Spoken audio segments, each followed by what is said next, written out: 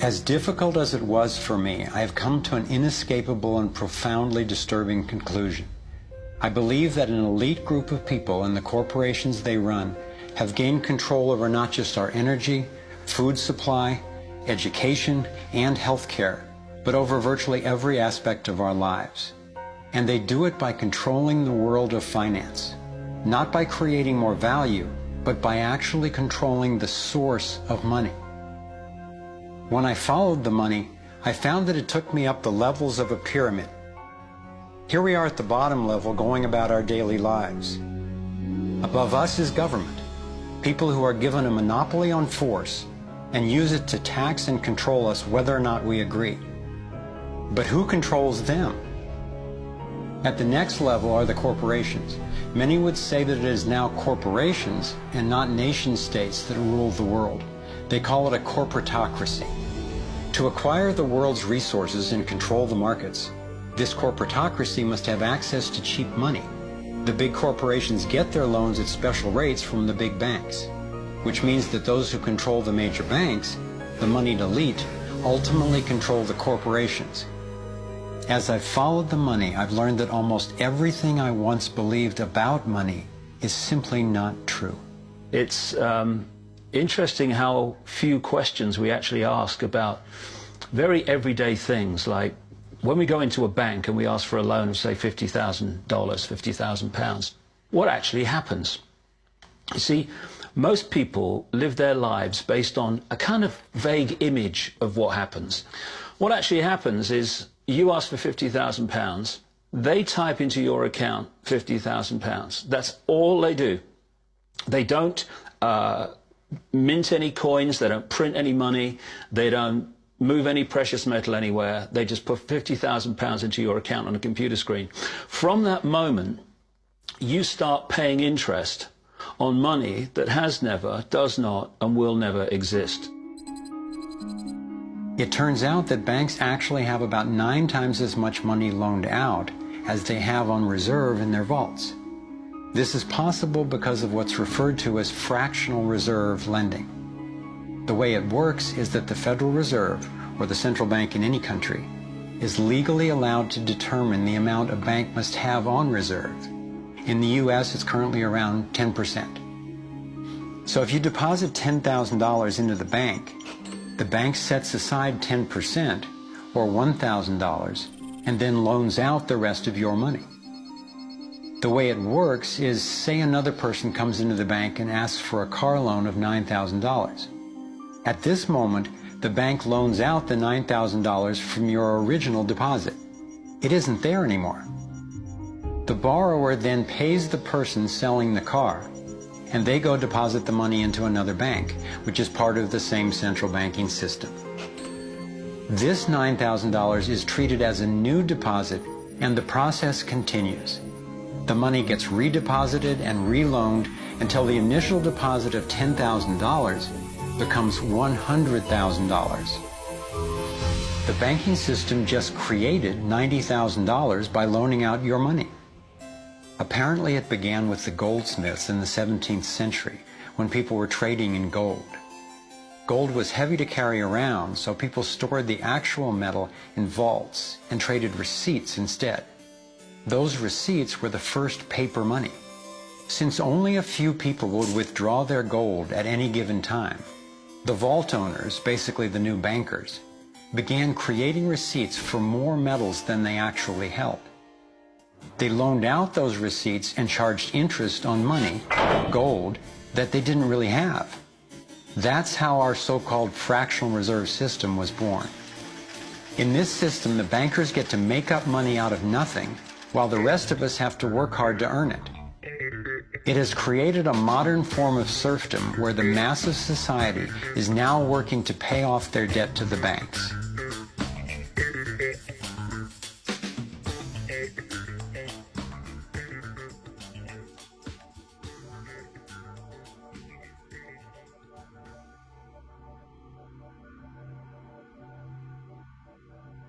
Under this fractional reserve scheme, we inevitably become debt slaves to a ruling class of financial elite, not because they are better or smarter than anyone else, but because they have rigged the system to benefit themselves at the expense of most people on the planet. Catherine Austin Fitts is an expert on this issue. She was an Assistant Secretary of Housing and Urban Development under President George Bush Sr., and then an advisor to the Clinton administration. Let's set up a game of Monopoly, and you want to buy Park Place. What I can continually do is just print money, give myself more money, lower the value of your money by printing more. No matter how hardworking you are or how successful you are, I can always end up buying you for free. So how come if you or I make up money, it's called counterfeiting, but if the banks do it, it's increasing the money supply? How did the banks get this power? This is Jekyll Island, where in 1910, representatives from the Rockefellers, Rothschilds, Morgans, and other private bankers gathered secretly to draft the legislation that would create the Federal Reserve. Ed Griffin literally wrote the book on what happened at Jekyll Island. Central banks are banking cartels which have gone into partnership with the respective governments in the countries where they operate. And they've been given monopolistic power over the creation of the nation's money supply. That's what the politicians handed to them as a gift, you might say, for the partnership. Now, in return, what did the bankers do for the politicians? They promised to create money out of nothing, now that they've got this legal power to do it anytime the government needs it. And since 2008, we've witnessed the greatest fake money printing run in recorded history. This financial sleight of hand disguises the costs, hides who's to blame, and leaves us as debt slaves working to pay off the bill. I found it revealing that in the same year the Federal Reserve was founded, 1913, the Internal Revenue Service was also established. An income tax was then instigated so you and I would have to pay the politicians' debt plus interest to the bankers. The problem is we have a privately owned central bank system in the United States disguised as a government-owned system. Now, if you look in the telephone book here in the Washington, D.C. area, you look up for Federal Reserve in the blue government pages, it's not there. It's in the white pages right next to Federal Express. It's a privately owned central bank. What is the proper relationship, what should be the proper relationship between a chairman of the Fed and a president of the United States?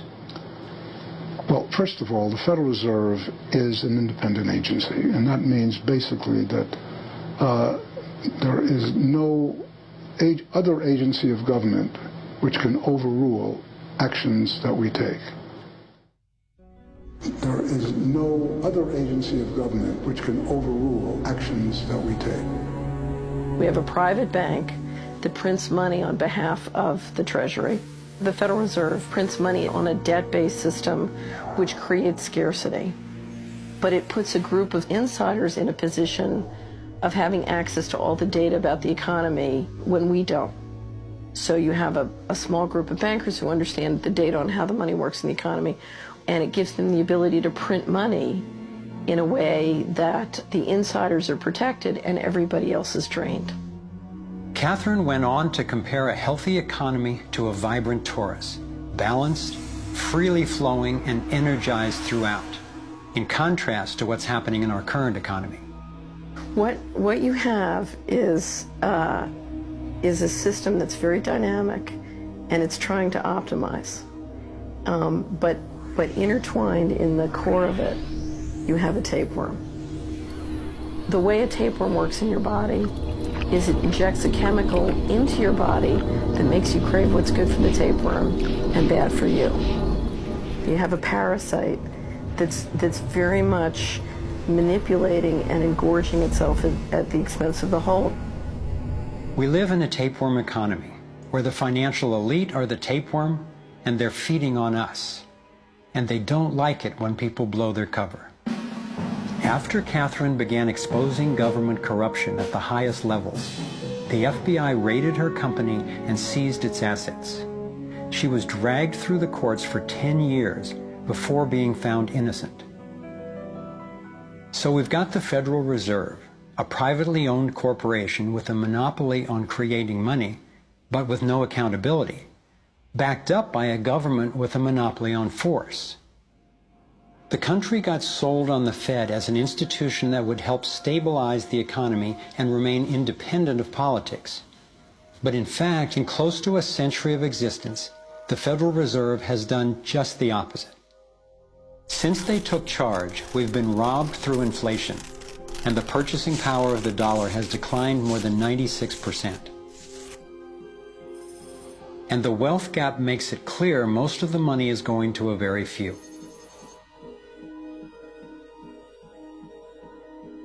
Only 16 years after the Federal Reserve was in power, America experienced the Great Depression.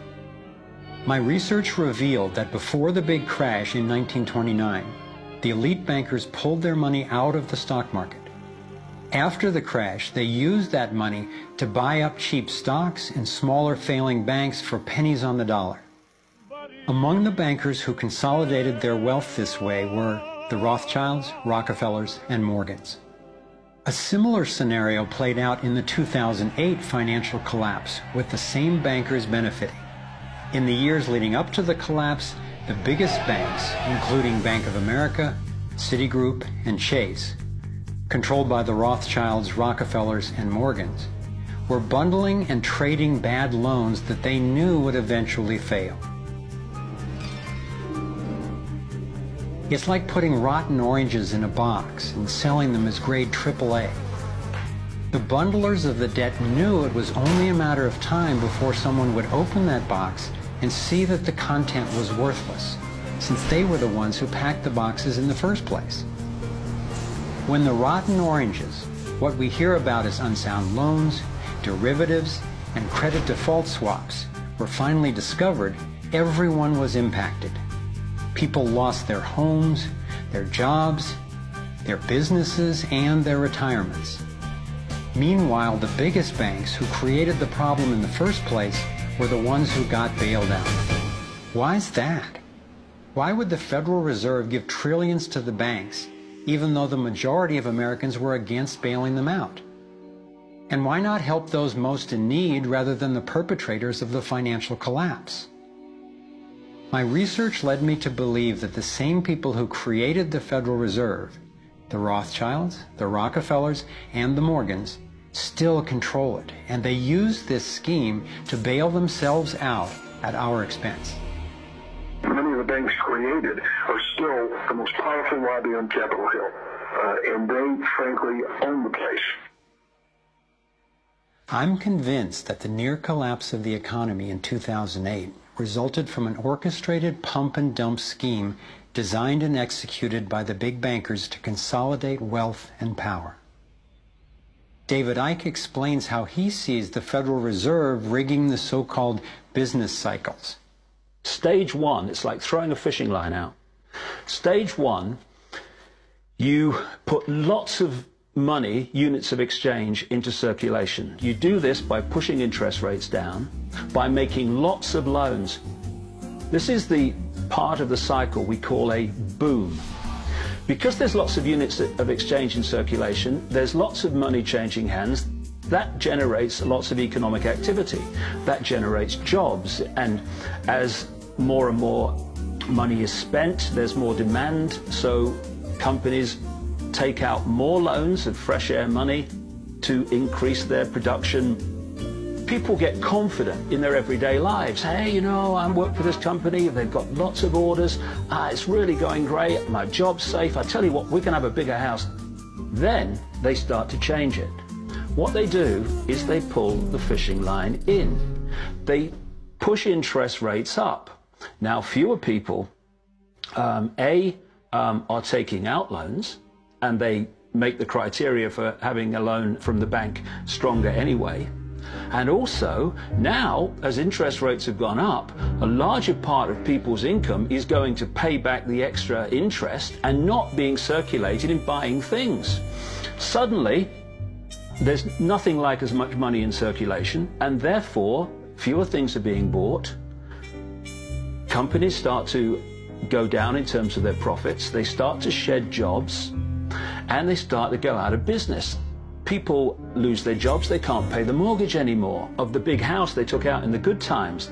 Now what the banks are doing is starting to reel the fishing line in, because as they go bankrupt, companies and individuals, the banks get the real wealth, the property, the land, the resources that they had signed to them for lending merely figures on a screen. Now this economic cycle of fishing line out, fishing line back, lots of units in circulation, pull them in, has been going on for centuries. And what it's done, it's stolen and accumulated the real wealth of the world in the hands of the few.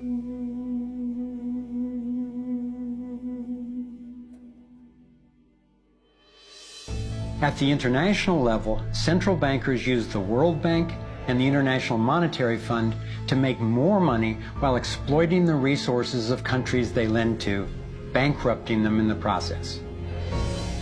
The central bank of central banks is the Rothschild-created Bank for International Settlements. The elite are positioning themselves to control access to virtually everything we need to survive. No matter where you go in the world, the money is controlled by the banking system. They decide if people eat or if they don't eat. Who's a billionaire and who lives on less than $1 a day? He who controls the money controls the world, and a very few control the money.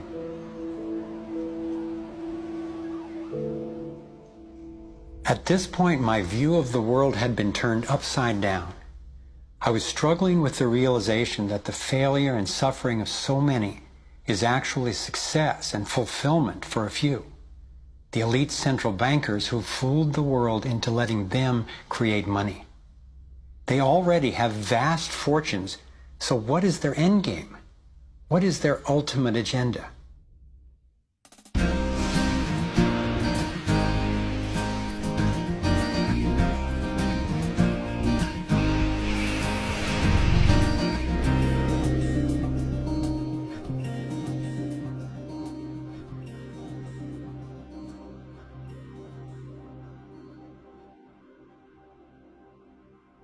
I kept running across compelling evidence and credible experts saying that the secret agenda of the banking elite is nothing less than total global domination.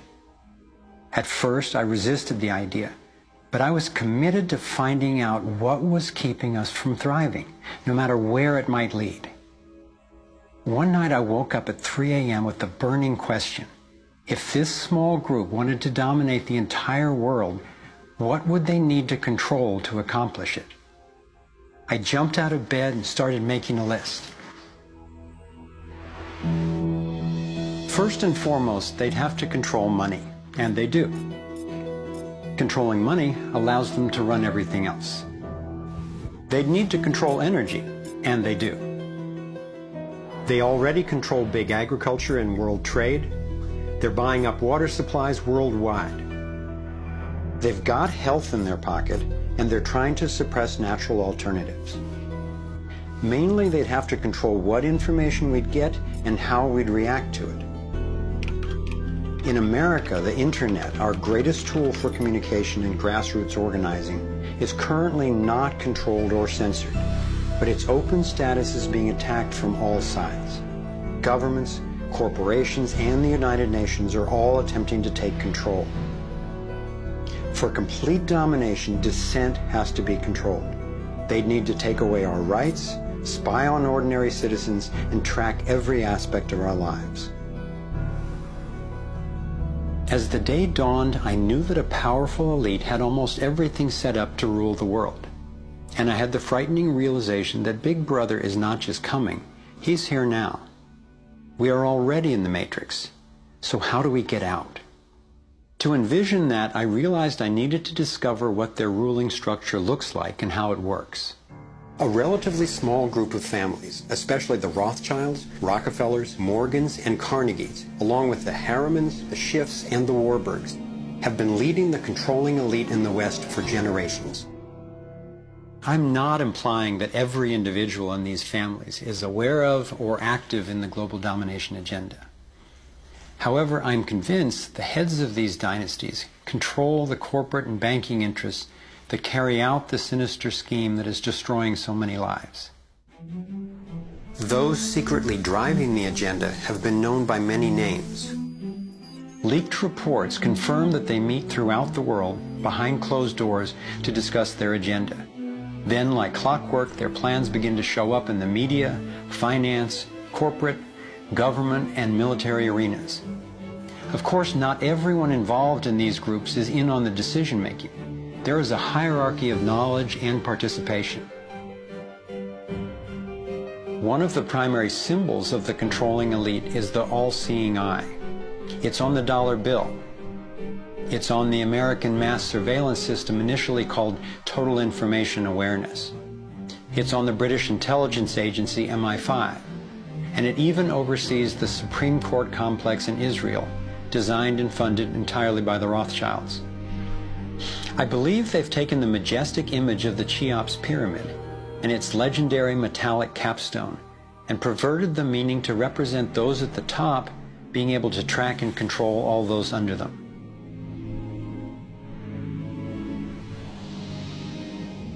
One of the painful ways this information has been used is by people who want to promote anti-Semitism.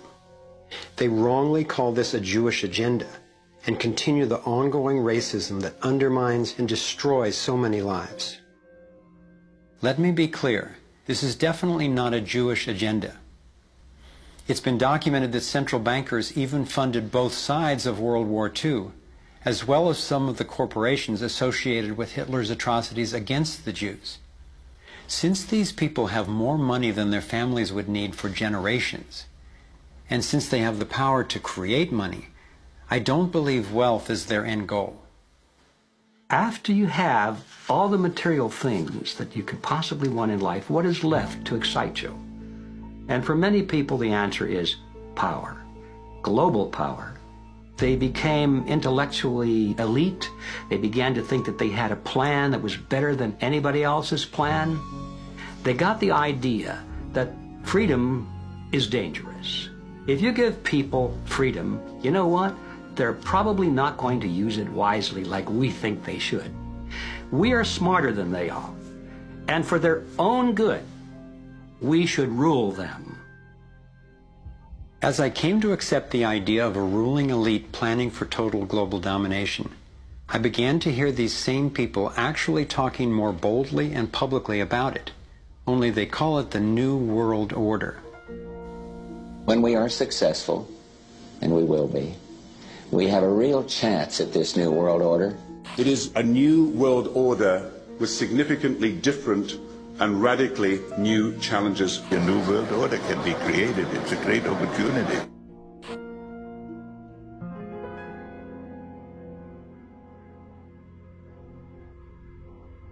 Given the condition of our world, a new world order can sound like a great idea. But I had to distinguish between what I was discovering about global domination, a one-world government run by an elite few, and the reality of our global interconnectedness, which is the realization that at a fundamental and even spiritual level, we are not separate, we are all connected. But the agenda for global domination is really the exact opposite. It's a divide and conquer strategy to keep us all pitted against each other, thinking that it's the Democrats or Republicans, the liberals or conservatives who are the problem, when both parties are ultimately serving the same plan. I believe we're heading toward a totalitarian world authority, actually a military dictatorship, run by a tiny elite who have all the power and make all the rules. If they succeed, there'll be nowhere to run, nowhere to hide. Think about it. The whole notion of conspiracy has been so ridiculed that it's socially challenging just to consider it. And there's always a reasonable sounding story to explain any one incident on its own. I personally used to try to justify how the same people consistently ended up with more money and more control by thinking they must just be taking advantage of the situation, but not actually causing it. But after nearly a decade of putting the issues and the evidence together, I am convinced it is not random, and that a few very powerful banking elite families and their political and corporate partners do have an agenda to dominate and control the rest of us.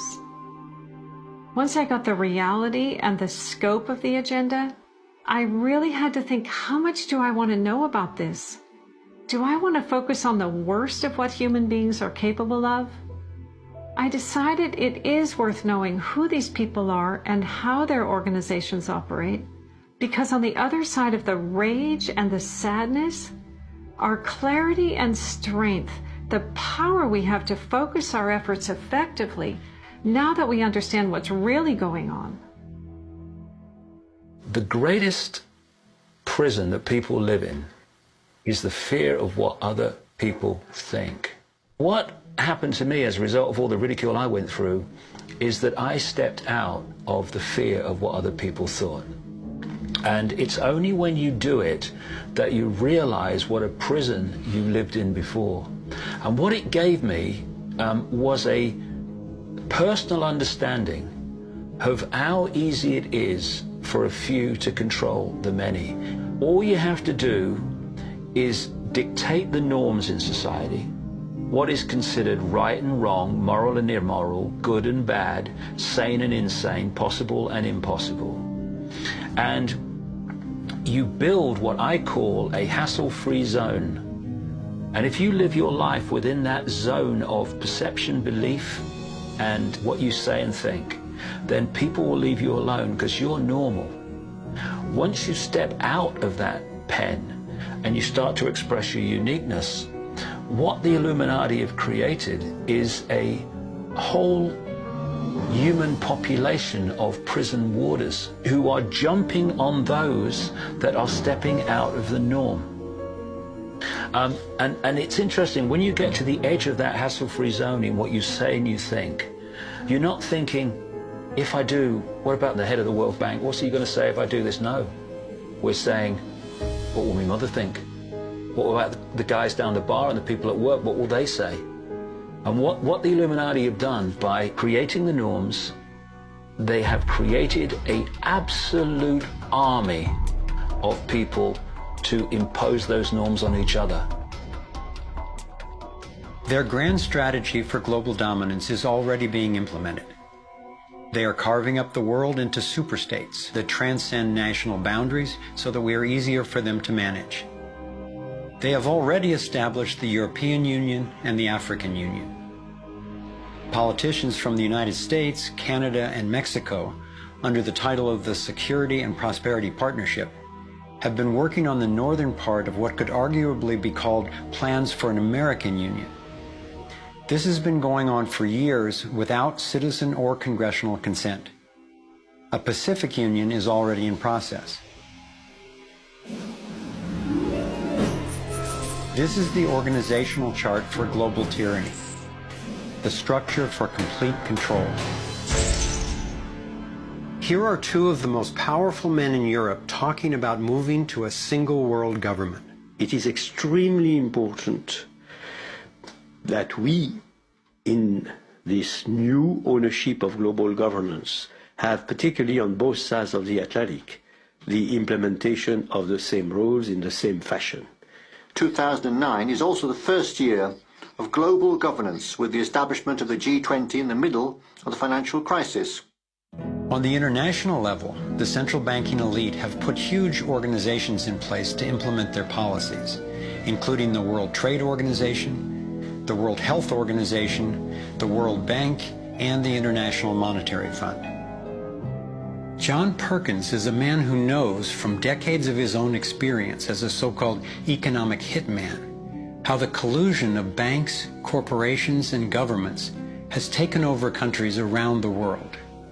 We use many techniques, but probably the most common is that we'll go to a country that has resources that our corporations covet, like oil, and we'll arrange a huge loan to that country from an organization like the World Bank or one of its sisters, but almost all of the money goes to U.S. corporations, not to the country itself. Corporations like Bechtel and Halliburton, General Motors, General Electric, these types of organizations, and they build huge infrastructure projects in that country, power plants, highways, ports, industrial parks, things that serve the very rich and seldom even reach the poor. In fact, the poor suffer because the loans have to be repaid, and they're huge loans, and the repayment of them means that the poor won't get education, health, and other social services, and the country is left holding a huge debt by intention.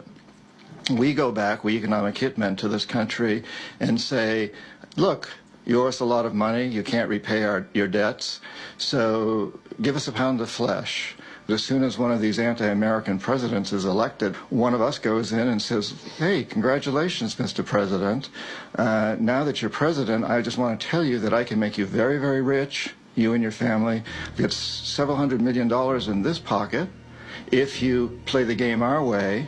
If you decide not to, over in this pocket I've got a gun with a bullet with your name on it in case you decide to keep your campaign promises and throw us out. Sell our oil companies your oil real cheap, or vote with us at the next UN vote, or send troops in support of ours to someplace in the world such as Iraq. And in that way we've managed to build a world empire with very few people actually knowing that we've done this. Like many people, I thought a conspiracy for global domination could not really work because basically people are just not that competent. I thought there's no way they could pull off such a scheme at the necessary level of control and secrecy. One of the false hopes is this is all happening because government is incompetent, and it's a giant mistake and people really don't know.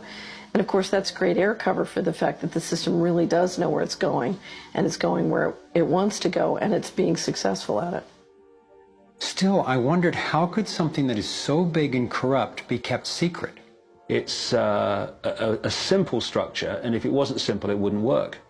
And it can be likened to a compartmentalized pyramid. If you look at any organization today, no matter whether it's a transnational corporation, a university, a government, a secret society, they're all structured as a pyramid. And as the CIA and other intelligence agencies talk about, they have this need-to-know system. Only let people know as much as they need to make their contribution and no more.